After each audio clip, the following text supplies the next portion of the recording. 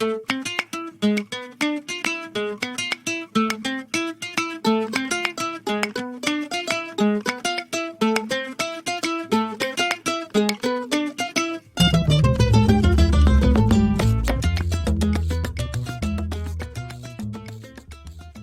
mon pompon. Pompon, pompon, pompon, pompon. Si tu es une très vieille personne comme moi, tu auras sans doute reconnu la magnifique marche funèbre de Siegfried de Wagner qui sert de leitmotiv à quasiment toutes les apparitions de l'épée Excalibur dans le chef-d'œuvre éponyme de Boorman datant de 81. Si tu ne l'as jamais vu, franchement, tâche moyen parce que c'est quand même vraiment beau. Mais pourras-tu suivre cet épisode sans connaître le film ? Oui. Fera-t-on de petits crochets rapides vers la légende arthurienne en général ? Bien sûr. Résistera-t-on à quelques détours vers Camelot d'Astier ? Certainement pas, on serait bien bête de s'en priver. Y aura-t-il un petit point Merlin l'Enchanteur de Disney, dessin animé pas tant classé dans le haut du panier alors qu'il est super, entre autres parce qu'il propose une vilaine qui sort de l'éternel cliché de la meuf en mal de beauté et d'amour en la personne de Madame Mime. Je t'en avais parlé lors de l'épisode sur Cruella. Est-ce que cette phrase est 1000 fois trop longue ? Oui. Et du coup, est-ce qu'on causera du Disney ? Oui aussi, un tout petit peu. Fera-t-on un tour du côté de la série Merlin ou de Camelot avec un C ? Ben non. Ah bah désolé, non, j'ai pas réussi à regarder, malgré la présence comme à l'accoutumée mystico-fascinante d'Eva Green, ben je suis pas rentrée dedans. Je dis ça sans jugement aucun. Je pense que j'avais juste passé la date de péremption pour être cliente, comme pour les Vampire Diaries et autres Riverdale. Sûrement que c'est pas arrivé pour moi au bon moment, dit la meuf qui se laisse un peu aller à dérouler un épisode de la Patte Patrouille en fond sonore de temps à autre. Non mais vraiment, de qui se moque-t-on ? Eh ben je sais pas de qui on se moque, mais il serait peut-être temps d'y aller mollo sur les parenthèses parce que ça m'escagasse doucement, je dis. Ok Cathy, je résume.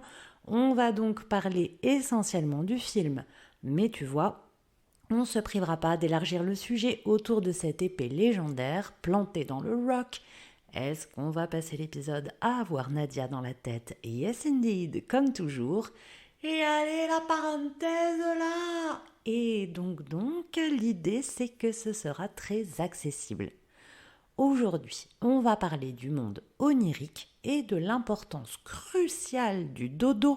Franchement, ça et le manger, c'est la vie, à l'instar du gras, t'y as compris. C'est donc parti pour la légende d'une épée païenne et d'une coupe, en tout cas d'un récipient, chrétienne, qui attendait l'éveil d'un seul et même roi.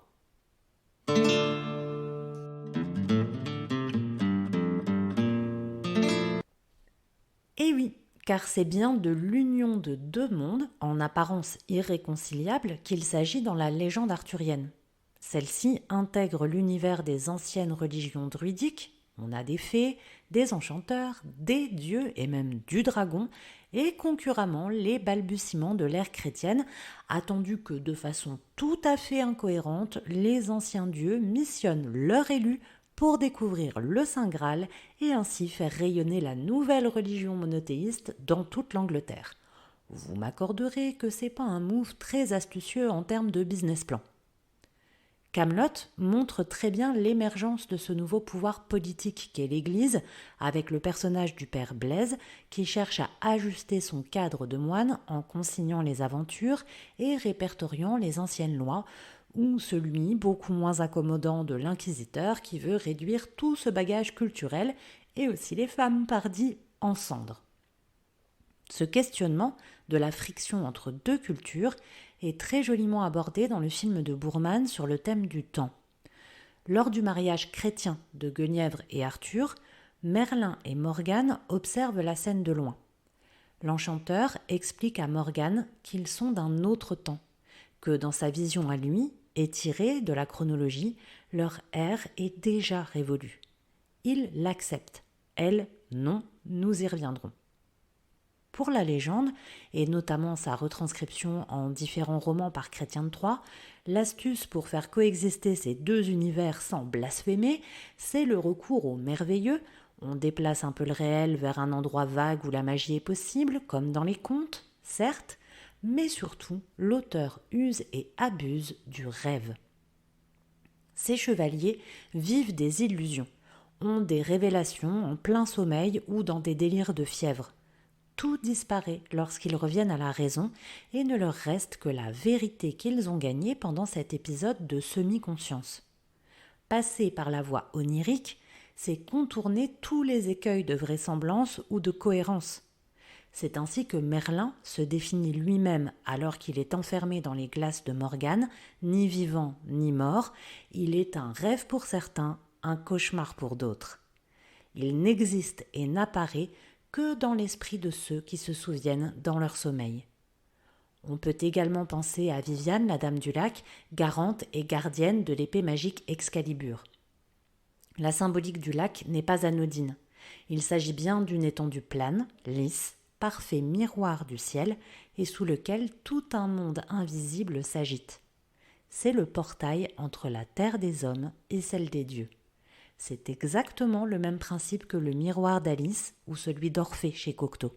La porte du pays des merveilles pour l'une, la voie du monde des morts pour l'autre.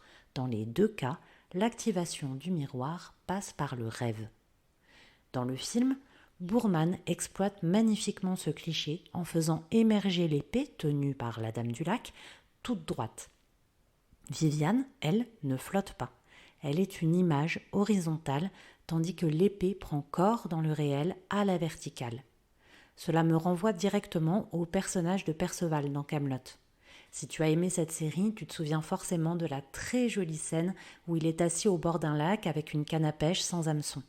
Il n'est pas venu pêcher, il est venu se relier aux deux mondes pour essayer de comprendre des trucs. Je visualise le caillou, j'ai l'impression de faire partie d'un tout. Moi, le caillou, le fil, le lac, le ciel, c'est entier, vous comprenez, c'est bien fini. Le caillou n'est plus visible sous l'eau, et pourtant, c'est la vision que Perceval en a qui lui permet de s'ancrer dans une intuition philosophique très profonde. Or, je te rappelle que Perceval, quand il tient Excalibur, ça flamboie de ouf, plus encore que dans les mains d'Arthur, parce que Perceval a une destinée, celle de trouver le Graal. Dans le film de 81, la mise en scène de la légende est particulièrement réussie puisqu'elle montre à 2 reprises Perceval à l'agonie aux portes de l'autre monde. Il voit en rêve le Graal et une voix divine, qui s'avérera être celle d'Arthur, l'interroge. La première fois, il prend peur et s'enfuit. Mais la seconde, il traverse ce rêve lucide et dans le même mouvement se retrouve aux côtés d'Arthur pour le sauver en lui tendant la coupe sacrée. Note que la première fois, il est étranglé par une corde pendue à un arbre. Mais la deuxième fois, il est en train de se noyer sous les eaux, alourdi par son armure, sous l'œil d'un Lancelot devenu moine fanatique. Il se débarrasse de son équipement et réapparaît à la surface, presque nu. C'est un baptême symbolique en somme. C'est comme une chevaliérisation, c'est stylé quand même.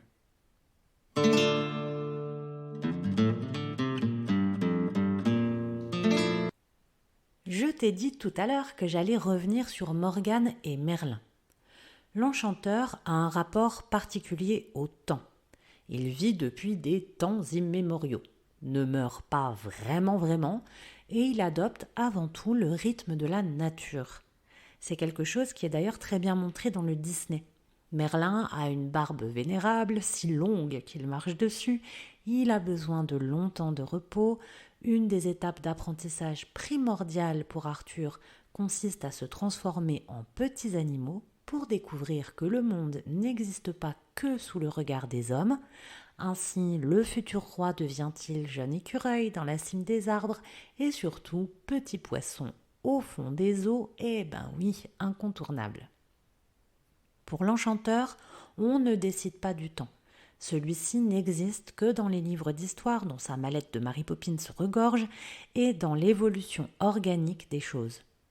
Dans son combat final contre Madame Mime, qui se substitue ici à la fée Morgane, on voit bien l'impétuosité de la magicienne, sa vivacité face à Merlin, son goût pour la puissance avec sa métamorphose en dragon, tandis que l'enchanteur, plus lent, fait confiance aux lois de la nature.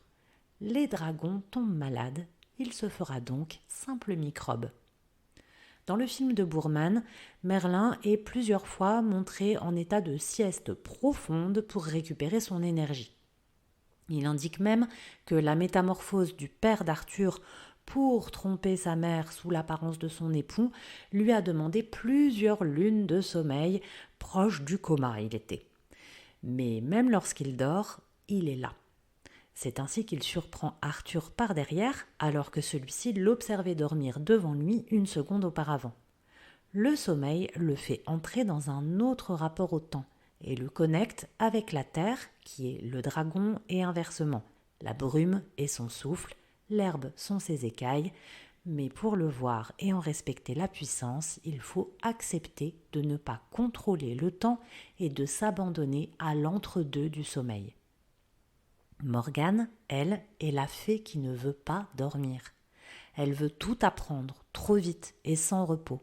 « Brûle-moi », dit-elle à Merlin lorsqu'elle s'apprête à recevoir le secret de l'invocation du dragon. Elle fait passer le temps plus vite pour que Mordred, le fils incestueux qu'elle a conçu avec Arthur son frère en le trompant comme papa Pendragon l'avait fait avec leur mère, pour que Mordred donc devienne adulte en un sortilège. Elle écrase tous les cycles naturels sous sa folie de vengeance et de pouvoir. Mais Merlin, tel un microbe, va venir la hanter en rêve. Le souffle du dragon, ainsi invoqué, va la flétrir avant l'heure, l'abîmer sous le poids du temps qu'elle opprime depuis des années, et ainsi la sorcière sera vaincue dans son sommeil sans repos.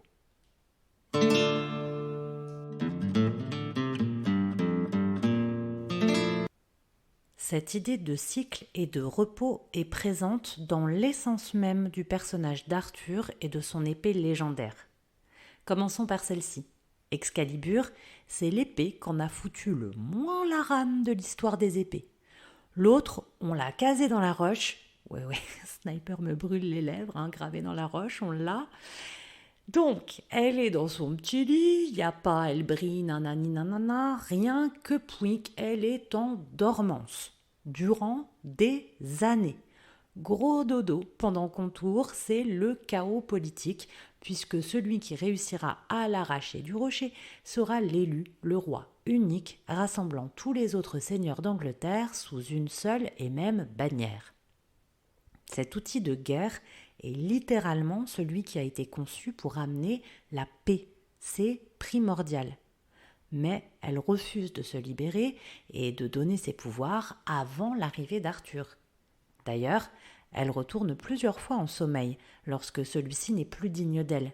Car comme le chantait Assia, elle est à toi, mais sache que tu la perdras si tu la laisses planter là au lieu de prendre soin d'elle. Ah, les années 2000 et le R&B de l'époque, ou ce qu'on écrivait de l'époque avec un 2, ça va de soi. Bref, Arthur, dans le film et la légende, brise l'épée de rage et d'orgueil après avoir perdu son duel contre Lancelot lors de leur première rencontre. Viviane l'emporte sous l'eau et annule cette réalité. L'épée revient du monde des rêves intacte. Elle y sera d'ailleurs rendue à la fin, jetée au loin dans les eaux profondes, afin que son pouvoir n'existe plus que dans les légendes, tout comme Arthur qui rejoint Avalon, le royaume des morts. Dans la série Kaamelott, le roi replante l'épée pour réasseoir un pouvoir dont en réalité il ne veut plus. Alors, l'épée ne se réveillera pas sous sa main et lui accordera ce repos qu'il demande jusqu'à ce qu'il touche du doigt le tout dernier repos en tentant de mettre fin à ses jours, ou donc, dis-moi, dans l'eau de son bain, obviously. Les symboles, même inconsciemment, c'est indélébile, mon pompon. On retrouve les mêmes partout. Arthur, dans les romans de Chrétien de Troyes, comme dans le film, abandonnera l'épée suite à la trahison de Lancelot et Guenièvre. Celle-ci dormira donc enveloppée dans un linceul sous la surveillance de cette dernière jusqu'au réveil de son maître. La découverte de cette liaison se fait d'ailleurs en rêve. Arthur y traverse un jardin recomposé, une sorte d'Éden, et le retour à la réalité se fait en plantant l'épée dans la terre de ce paradis. Arthur, par ce geste, abandonne son rôle de roi. Il redevient simple humain aux prises avec la jalousie. Il jette le symbole de l'union du royaume et blesse la terre. La terre, c'est le dos du dragon, rappelle-toi, celui qui porte la magie du monde et qui est le monde.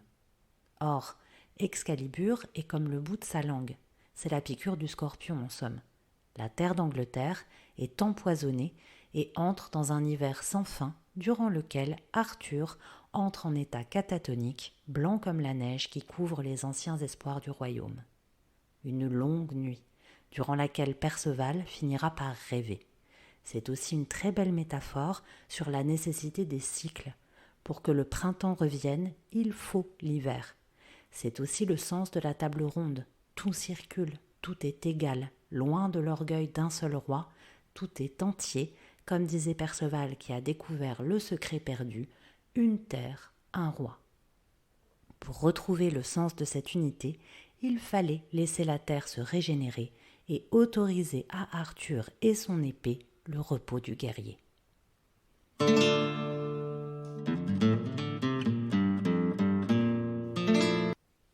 Alors, aujourd'hui, je pense que tu l'auras compris, je viens te parler d'une sophronisation qui est entièrement dédiée au sommeil et qu'on appelle la protection sophroliminale du sommeil, la PSLS. Alors, je t'avais déjà parlé de la PSL, la protection sophroliminale. Tu vois, le nom est quand même très proche. Avec Buffy, je crois que c'était l'épisode 4.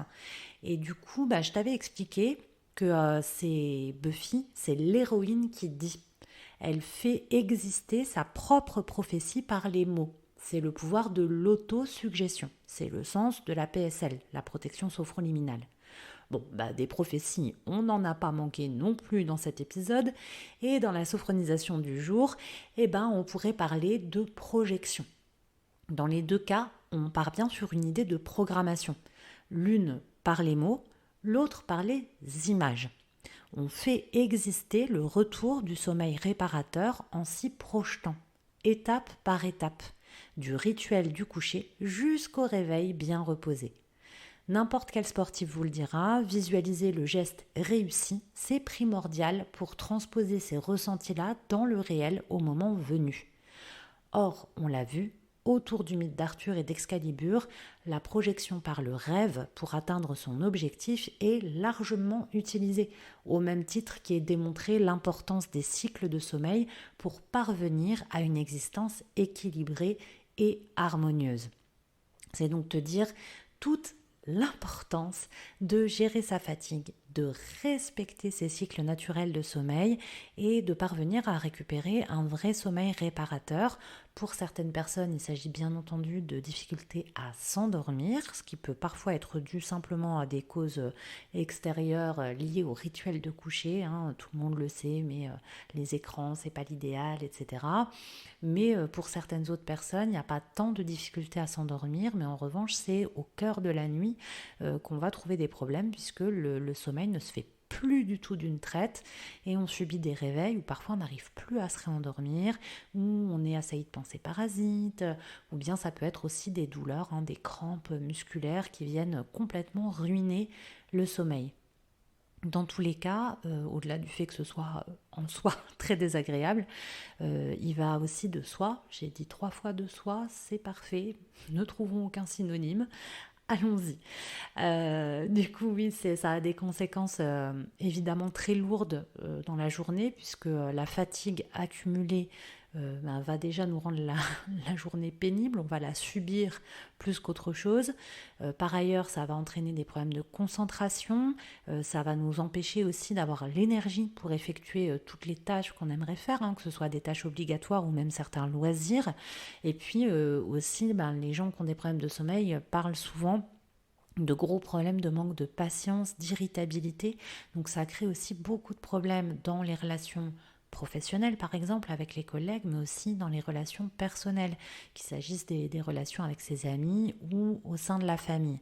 Donc le sommeil, comme je l'ai dit en introduction, avec le manger, franchement, c'est les deux choses essentielles déjà pour poser et partir avec un socle solide avant de construire autre chose. Si on ne dort pas et qu'on s'alimente trop peu, trop mal, de manière déséquilibrée, peu importe, et ben forcément, on ne peut pas être dans les meilleures conditions possibles pour vivre ces journées tranquillement.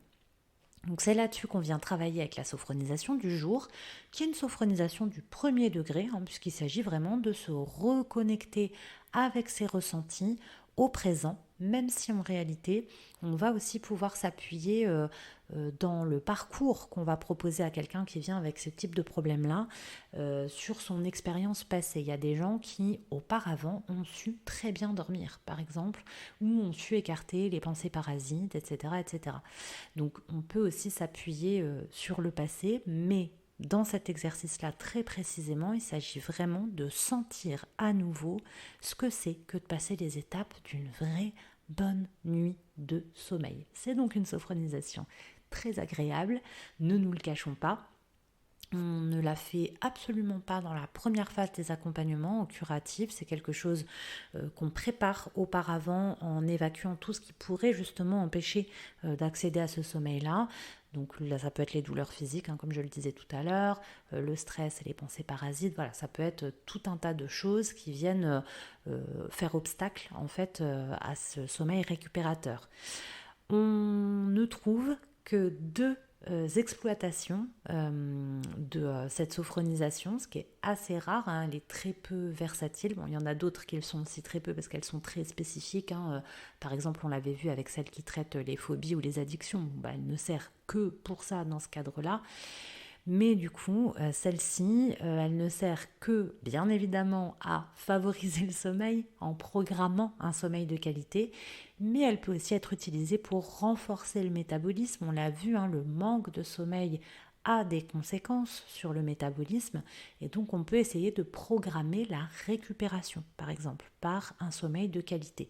Ce sont les deux seules exploitations de cette sophronisation-là, puisqu'elle est très très très précise et très spécifique. Je fais le petit disclaimer, les deux petits disclaimers habituels quand il s'agit de sophronisation. Ça fait une paire de fois qu'on fait des sophros. La prochaine fois, on ira refaire un tour du côté des exercices plus simples, entre guillemets, plus accessibles, avec une relaxation dynamique. Donc pour les sophronisations, je le rappelle, si tu souffres d'un trouble du type schizophrénie ou TDI, les sophronisations, en tout cas sans un encadrement et sans avis d'un psychologue ou psychiatre ou médecin, c'est très déconseillé. Ça peut engendrer des moments de dissociation, par exemple. Donc c'est évidemment pas un état qu'on cherche à provoquer. Donc si tu es dans ce cas-là, mais comme d'habitude, prends grand soin de toi pendant la semaine qui vient et retrouve-moi si tu en as envie la semaine prochaine. Et puis, de toute façon, pour tout le monde, je rappelle aussi que tout exercice de sophro s'inscrit dans un parcours, qu'il est censé être adapté, ajusté sur mesure à la personne, s'appuyer sur les ressources qui ont été données, sur les situations, les besoins qui ont été exprimés par celui qu'on appelle le sophronisé, donc le client. Et puis que quand on l'anime, on est censé du coup évidemment prendre en compte toutes ces informations qu'on a récoltées en échangeant avec la personne. Ici, je vais donc animer l'exercice de la manière la plus neutre et anonyme possible. Donc ça va de soi que c'est pas du tout quelque chose qui va provoquer un effet spectaculaire, d'autant qu'il n'aura pas été préparé, tu l'as compris, par la phase précédente et toutes les séances qui doivent précéder cette sophronisation-là. Néanmoins, ça reste un exercice très relaxant en soi. Donc, si tu ne présentes pas ni de TDI ni de schizophrénie et que tu as envie d'essayer de te laisser glisser dans cet exercice, même si, encore une fois, il ne sera pas fait sur mesure pour toi, tu peux tout à fait te laisser aller cette fois-ci à pratiquer cet exercice-là. Je te rappelle que les exercices de sophronisation se pratiquent soit assis confortablement, soit allongé, comme tu préfères, que tu ne dois pas hésiter à bouger un petit peu ta position si jamais tu ressens un petit tiraillement, un petit inconfort dans le cou, les jambes, les bras, que sais-je. Sans réouvrir les yeux, tu bouges un petit peu pour pas te faire mal. Je te rappelle aussi que l'idée, c'est quand même de se concentrer sur ses ressentis. Je te l'ai rappelé, hein, c'est encore plus vrai dans les exercices du premier degré, puisque c'est tout l'objet en fait de cette sophronisation-là, c'est de te reconnecter complètement avec ce que tu ressens quand tu te prépares à bien dormir, quand tu dors bien et quand tu te réveilles après avoir bien dormi.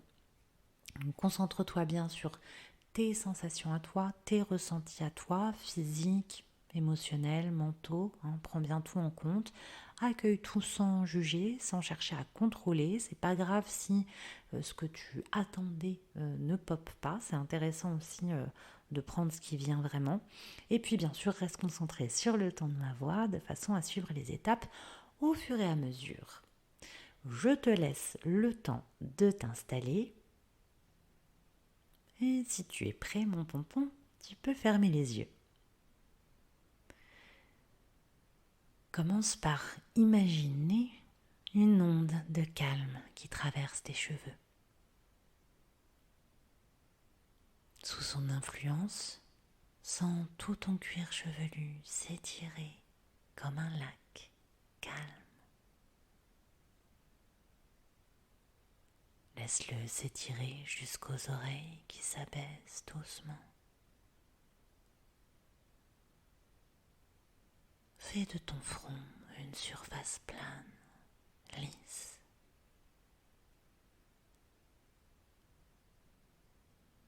Laisse tes sourcils et tes paupières retomber doucement.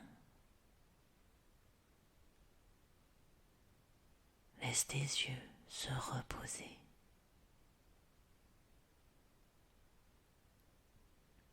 Relâche tes tempes et tes joues. Détends les ailes de ton nez. Porte attention à ta concentration, à ton souffle ample, régulier. Laisse-le te bercer doucement.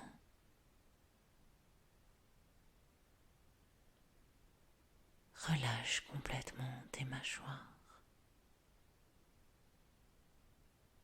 Laisse ta langue reposer sur les dents du bas. N'oublie pas que tu peux avaler normalement à tout moment. Prends conscience que toute ta tête est étendue.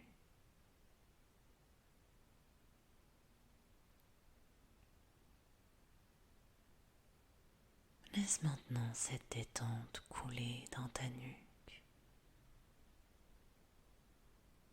Laisse-la envelopper les muscles de ton cou.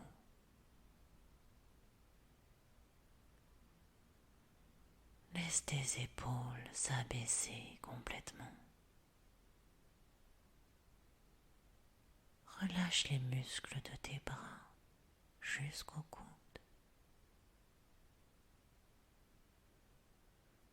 Sens tes avant-bras devenir lourds, fatigués. Laisse tes poignets se reposer. Détends complètement tes mains, le dessus, la paume, et sens chacun de tes doigts s'étirer doucement.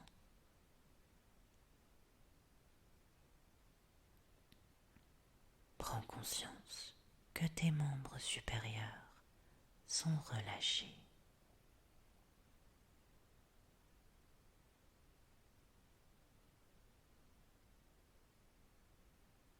Imagine maintenant l'espace entre tes omoplates. Sens cet espace s'élargir, s'étirer comme une vague douce. Laisse tous les muscles de ton dos se relâcher tout le long de la colonne, jusqu'au lombaire.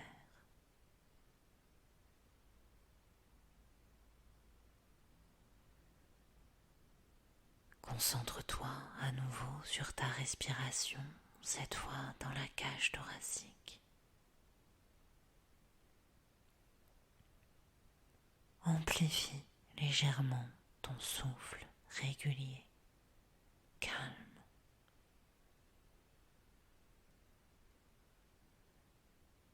Laisse ce souffle envahir tes côtes. Sens tout ton torse s'assouplir. Laisse ton ventre se détendre.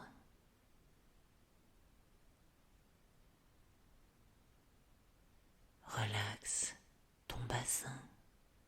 Relâche tes fessiers. Et prends conscience que tout ton buste est relaxé.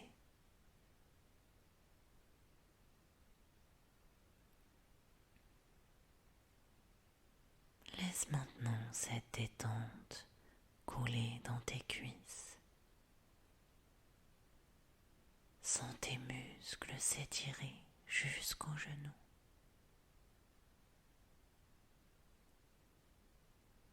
Laisse tes mollets s'alourdir, s'assouplir. Relâche les tibias. Laisse tes chevilles se relaxer. Laisse les muscles de tes pieds se détendre jusqu'au bout de chacun de tes orteils.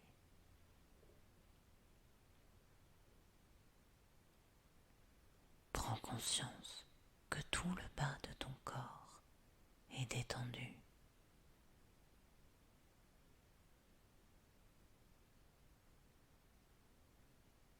Prends conscience que tout ton corps est calme et reposé.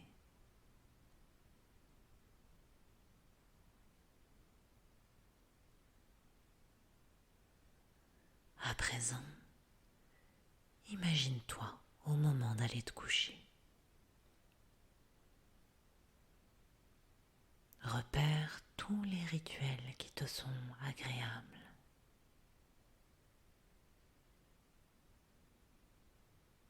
Quitte les vêtements de ta journée. Passe à la salle de bain. Apprécie ces sensations agréables, familières.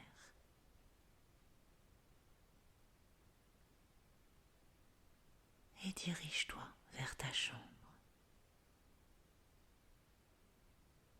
Installe-toi confortablement dans ton lit. Prends le temps de trouver la position que tu préfères. Apprécie le maintien du matelas. Ressens la douceur des draps.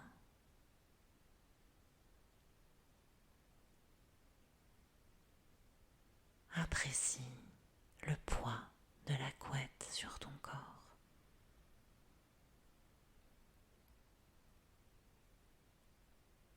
Ressens le moelleux de l'oreiller sous ta tête.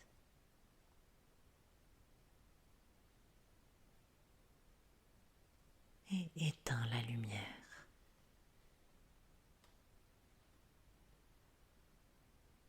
Accueille des sensations de relâchement. Prends conscience des rites de ton coucher.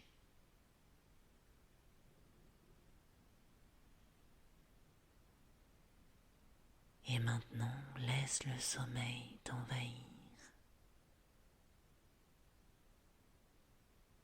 Prends ta position d'endormissement. Perçois ta respiration calme et paisible.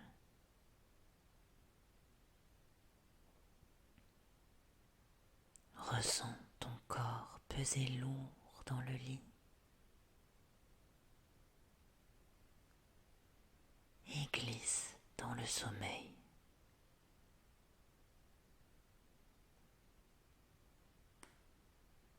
Prends conscience de ton endormissement.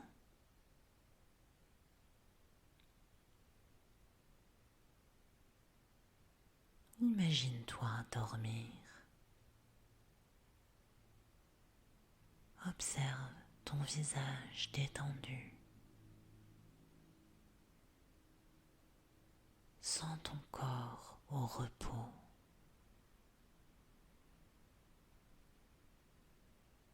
Imagine la profondeur de ton sommeil.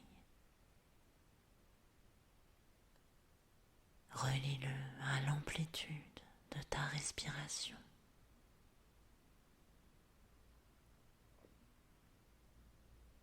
Perçois ces mouvements amples, réguliers. Accueille ces sensations de récupération. Prends conscience de la qualité de ton sommeil.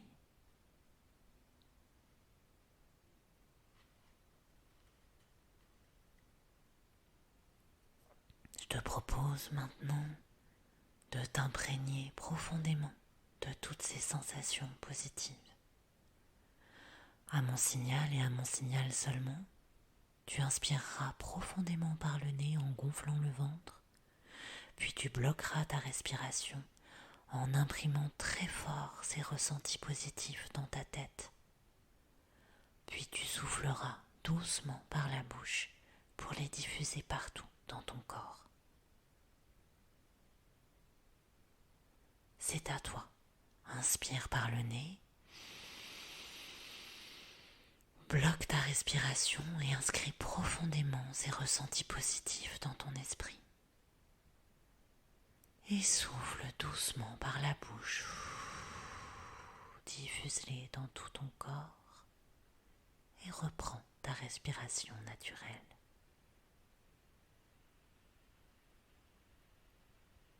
Ancre ces sensations du sommeil réparateur.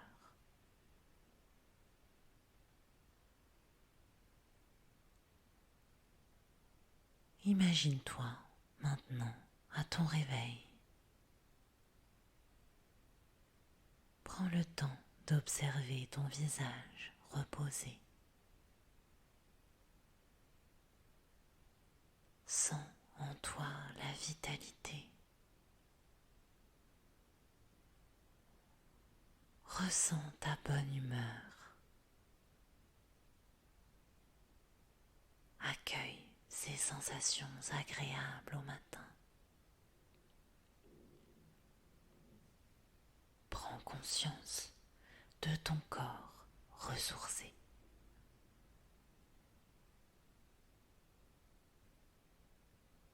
Intègre ces sensations.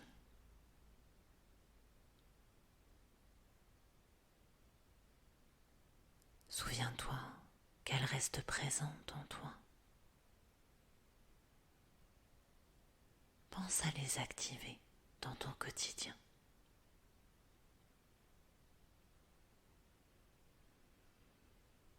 Tu peux doucement reprendre conscience des bruits qui t'entourent à l'extérieur de cette pièce.